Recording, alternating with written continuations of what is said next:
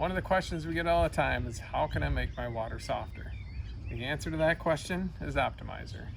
Optimizer is a great product. What it does is it's a product that goes in and encapsulates around water molecules, so it makes them round and soft. Whereas normally when you don't have that in there, water molecules have more of a jagged edge to them and stuff and can grab. So additional benefits to it is when they're round like that, algae can't grab on, so it actually suppresses algae growth, which reduces the amount of chlorine you have to use. And it also, like pH and alkalinity, you don't get the bounce up and down like you normally would because of the molecule and the protection that it offers. This is an awesome product.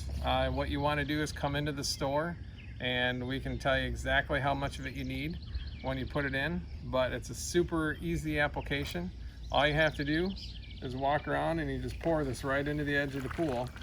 And the thing is, once you put it in, you only have to put it in once. And then from there, like my pool's been on Optimizer for years and I absolutely love the stuff. And so in the spring, what I have to do is I only have to put in a little bit of it. At first, you got to put in quite a bit to get your level built.